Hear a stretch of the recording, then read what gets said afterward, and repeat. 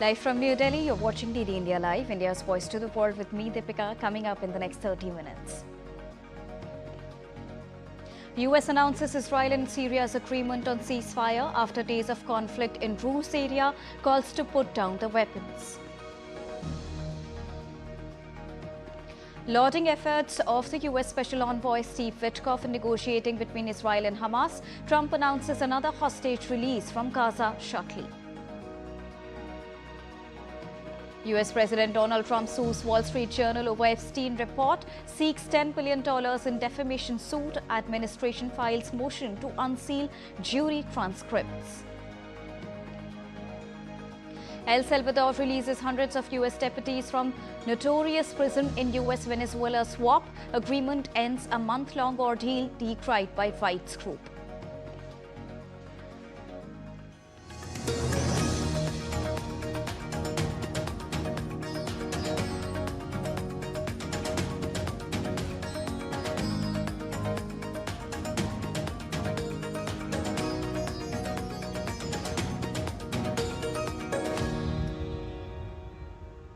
A very good morning to all the viewers joining us at this morning broadcast. Well, in the early hours of Saturday, the US announced a ceasefire between Israel and Syria, negotiated by US envoy Tom Perrak, following deadly clashes in Syria's Druze majority Sweida province.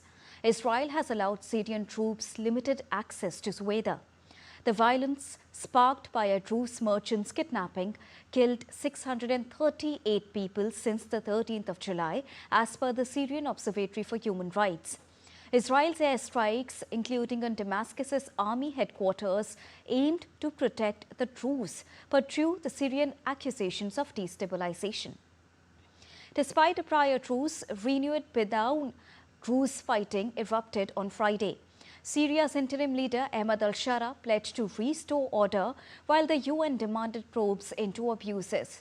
Hospitals struggle with over 400 bodies, and humanitarian conditions in Sweida remain dire.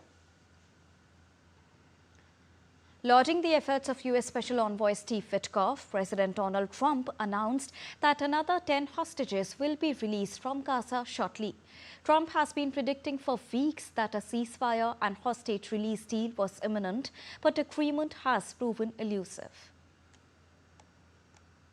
Gaza, we got most of the hostages back. We're going to have another 10 coming very shortly, and we hope to have that finished pretty quickly. And Steve Witkoff has been fantastic. He's done a great job in that. He's a very good man, good deal maker. I said, I need a good deal maker with a good personality, and there aren't too many of them, but Steve is, and he's done a great job.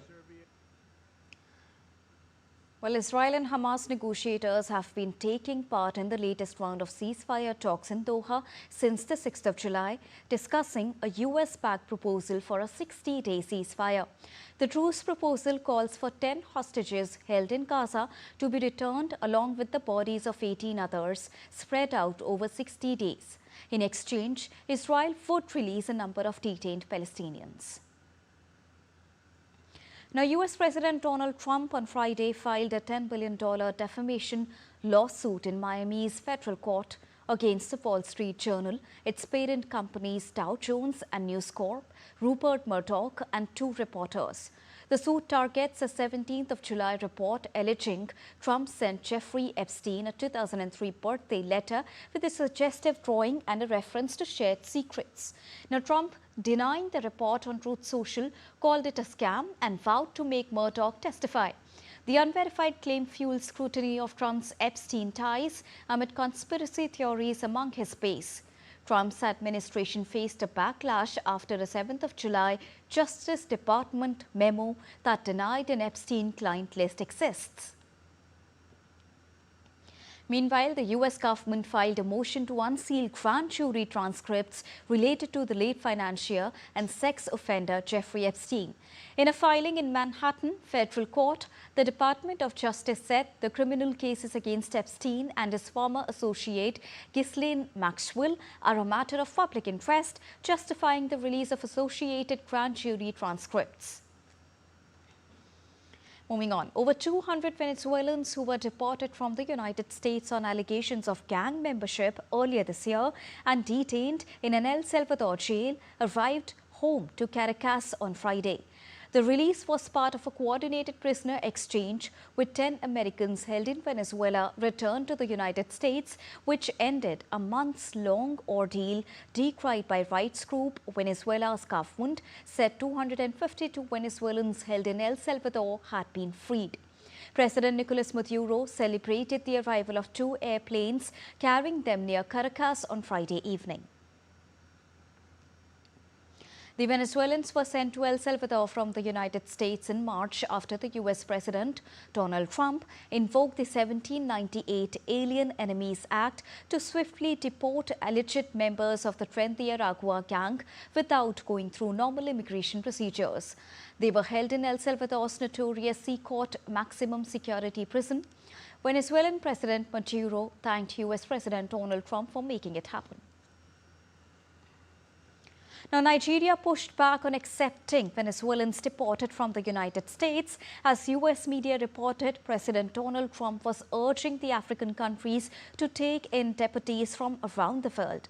Deporting people to third countries has been a hallmark of the Trump administration's crackdown on undocumented migrants, notably by sending hundreds to a notorious prison in El Salvador.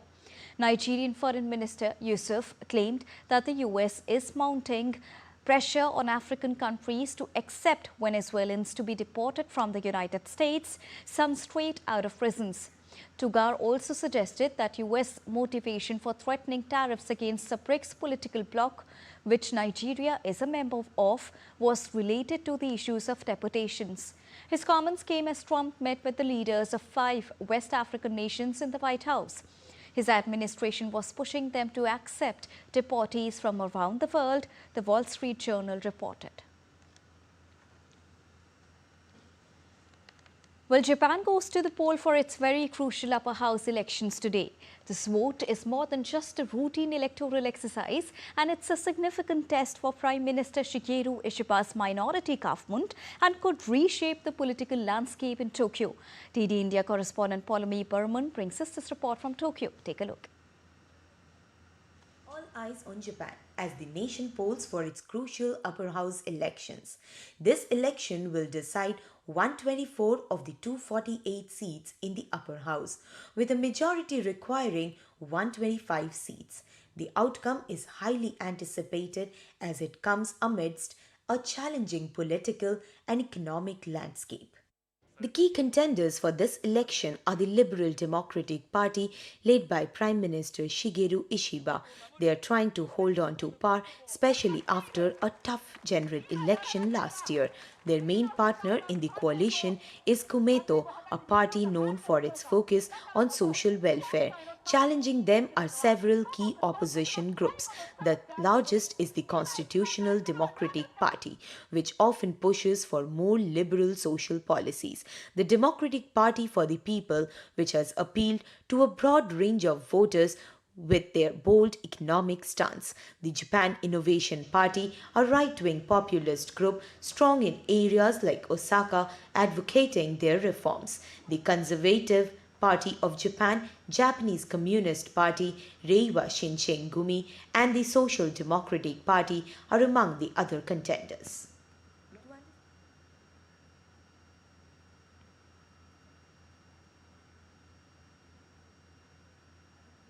Japanese politician and the first person of Indian origin to win an election in Japan.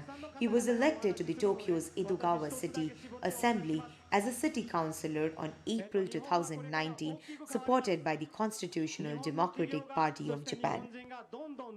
So LDP has been in majority in the upper house and the lower house as of uh, before these elections. But LDP needs to win 50 seats out of 125 seats that have been fought for, which is not really a very hard target for LDP because it also has other coalition parties. The campaigning has been intense, with major parties focusing on critical domestic issues. The major issues that are in focus for this election are the rising prices of commodities. Social security is another major concern for the people. Education of children, defense among the other concerns. Promises to bring in policies against foreign residents and foreign real estate investors in Japan have even sparked a row and concerns within the foreigners living in Japan. This year is a focus on foreigner people because in Japan the foreigner people increase. So that's why some party is a focus on the foreigner. They are making the policy. In case LDP loses the majority in the upper house, that will create a twisted government because in the lower house, LDP will have the majority, whereas in the upper house, then the Democrats will have the majority. So the CDP, which might land the whole like passing of new laws or other things into a kind of twisted situation. Despite facing a tough political landscape and challenges, Prime Minister Shigeru Ishiba's the Liberal Democratic Party remains the most influential and the forerunner. They are still the largest party in Japan. Although they are maintaining a tricky position, having a minority government in the lower house, this upper house election is quite crucial for them. This is Paulami Burman reporting from Tokyo for DD India. Now, Brazilian police raided Jair Bolsonaro's home on Friday as the judge imposed further restrictions on the far-right former leader while he stands trial on coup charges that have vexed US President and ally Donald Trump. His son, Eduardo Bolsonaro, lashed out at the Supreme Court Judge Alexandre de Moraes, a Bolsonaro adversary who on Friday ordered the former president to wear an electronic ankle bracelet, not leave his home at night or use social media. U.S. Secretary of State Marco Rubio announced on Friday Washington was revoking a U.S. visa for judicial officials for his political witch hunt against Jair Bolsonaro. Brazilian President Lula da Silva signaled Friday that he may seek re-election in the year 2026, saying he would run if his health and motivation remain strong. Lula, who's currently 78 years old, said he would make a final decision after speaking with his conscience and vowed not to let a handful of lunatics return to power, a clear reference to supporters of former President Jair Bolsonaro.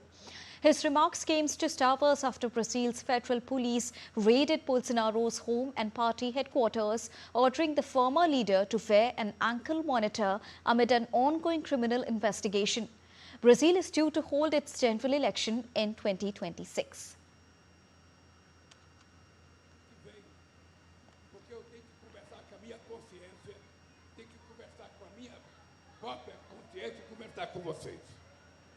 E eu quero dizer para vocês o seguinte, não se preocupe, eu vou fazer 80 anos de idade.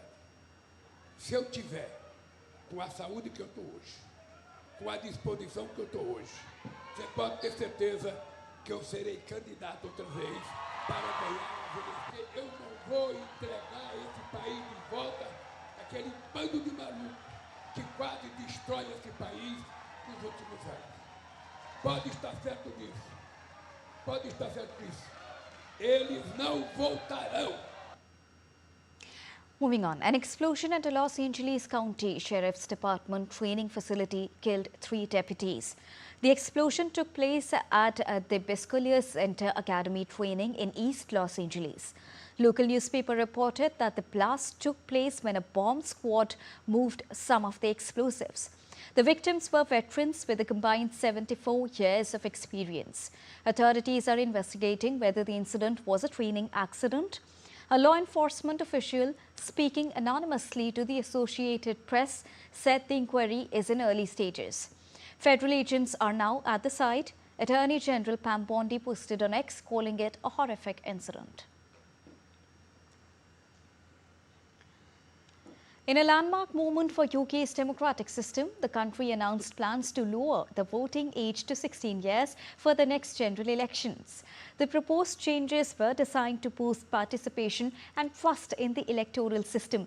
UK's Prime Minister Keir Starmer said that the move will give young people a chance to have a say on what their taxes are used for. TD India's Aman Kumar Himanshu reports. Take a look. In a significant move, the United Kingdom decided to lower the voting age of its citizens who were eligible to vote only after the age of 18. The government said it would now allow 16 and 17-year-olds to vote and called this a landmark moment for democracy, while some of its opponents decried the move as an attempt to till the electoral playing field. Prime Minister Keir Starmer said, and I quote, "I think if you pay in, you should have the opportunity to say what you want your money spent on, which way the government should go," unquote. The strategy we have published today will set out how we will legislate and implement provisions to extend the voter franchise to 16 and 17-year-olds, increase participation in our elections, tackle the inconsistencies in voter ID rules, and protect our democracy by overhauling our political finance rules. The government justified the move, stating that the proposed changes were designed to boost participation and trust in the electoral system. With voting percentage of 59.7, Britain suffered its lowest turnout during the last general election in 2024 since 2001. Britain has more than 1.6 million people aged between 16 and 17 in a total population of roughly 68 million. The plan has been described as the country's largest expansion of voting rights in decades. The last nationwide reduction in voting age to 18 from 21 came more than 50 years ago. I think our opinion is strong enough to have the right to vote because, 2 years, it is a long time. 16 to 18 is quite like a maturity jump, but I think a lot of people, even from a very young age, have very strong opinions and they think their opinions should be heard. And I think even though we are young, it is important to have a say. I feel like it's pretty irresponsible because I don't think people so young should be able to make decisions that can change a whole nation's way of living and so many different things. And yeah, I just don't really agree with it myself personally. UK's decision to lower the age to cast ballots is not new. Several countries like Ecuador, Brazil, and Argentina permitted 16 and 17-year-olds to vote. However, it is not compulsory for them to cast their ballots, unlike those aged 18 and above. Austria was the first country in the European Union to lower its voting age to 16 in 2011. The legal voting age is 16 in several countries including Nicaragua, Scotland and Isle of Man, Ethiopia, Ecuador, Cuba and Brazil, whereas the minimum voting age in East Timor, Ethiopia, Indonesia, North Korea and Sudan is 17. The government said that following the decision, administration will create more automated voter registration system. It will also expand the range of documents that voters can use as proof of identity. Bureau Report, DD India. Nepal's Prime Minister KP Sharma Oli stated that the government has a clear commitment to defend democracy as it has fought for democracy, human rights, peace and social justice. Addressing the 19th edition of International Association of Democratic Lawyers Congress in Kathmandu, starting from Friday, he clarified that they have fought for the establishment of democracy. During the 3-day-long conference, PM Oli stressed that human rights cannot be established without ending poverty. He assured that the government would adopt appropriate conclusions reached from the conference. The conference was attended by legal practitioners, human rights defenders and peace advocates across the globe who have gathered in a meaningful discourse to share best practices and stand in solidarity against genocide, imperialism and fascism. Time to take a short break, but still to come on the other side. Political leaders huddle with parties top brass ahead of Parliament's monsoon session. After the break, we'll get you latest weather updates from across the world. And in sports, Indian women wrestlers Antim Panghal and Harshita Moore clinched gold medals at ranking series in Hungary.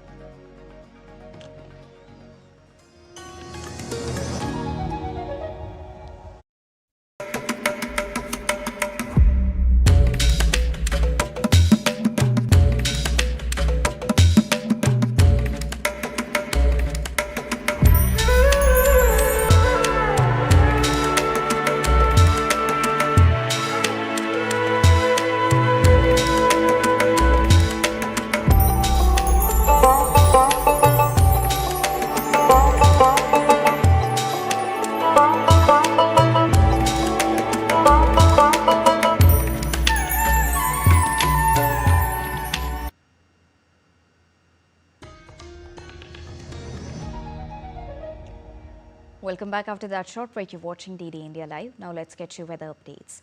Ahead of monsoon session of the Parliament beginning the 21st of July, political leaders huddling with parties' top brass to strategize the party's position on matters to be taken up in the upcoming Parliament session. In line with this, India bloc parties will hold an online meeting today to reach a consensus on issues to be discussed during Parliament's monsoon session and convey a message of unity.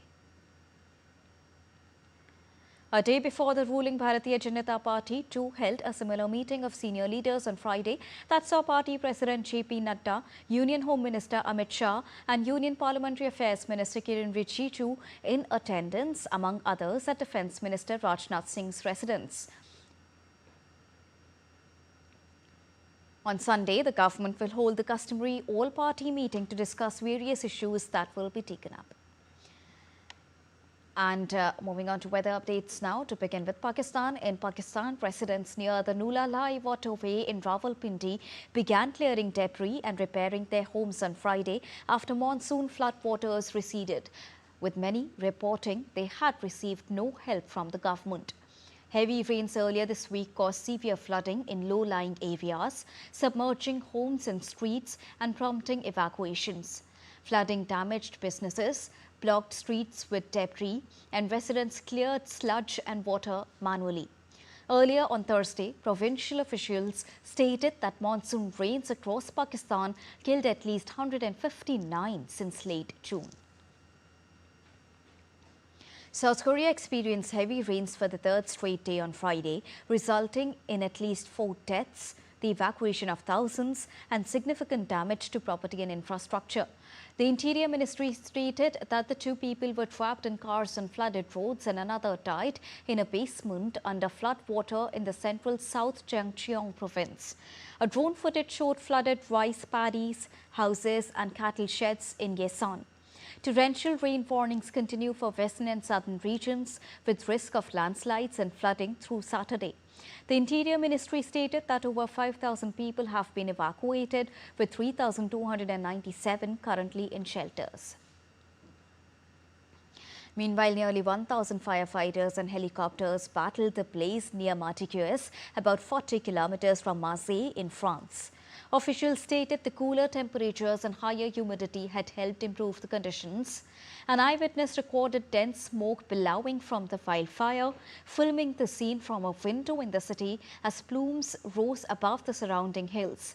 Pierre Bepo, the Colonel of Rescue Operations and Deputy Director for the area's firefighters, said 150 people had been evacuated, but firefighters had managed to save 150 homes and portions of area's forest. Moving on now, let's get you all the latest from the world of sports, to begin with combat sport wrestling.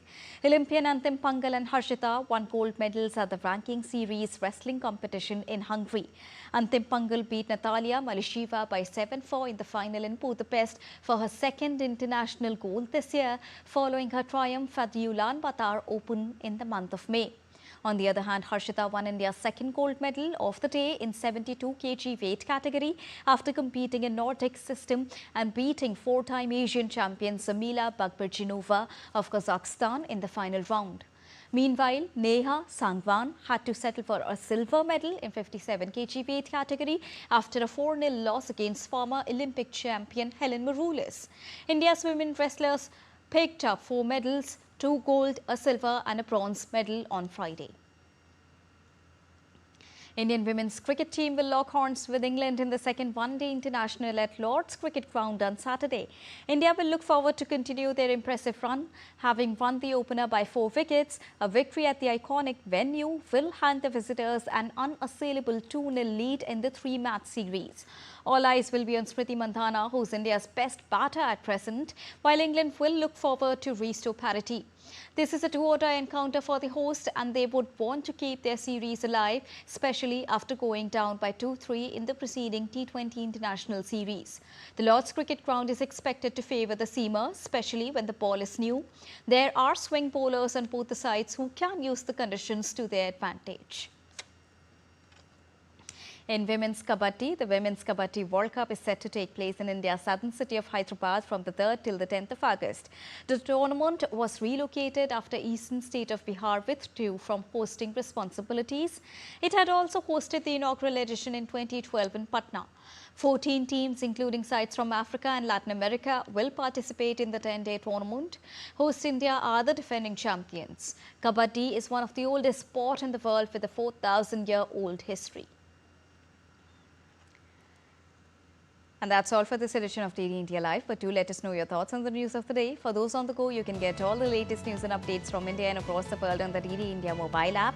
The app is available on both Android and iOS platforms. Scan the QR code on the screen to download it right now. We'll be back with more news as it breaks here on DD India. I'm Deepika, and from all of us here in New Delhi, thank you so much for watching DD India Live. Namaskar.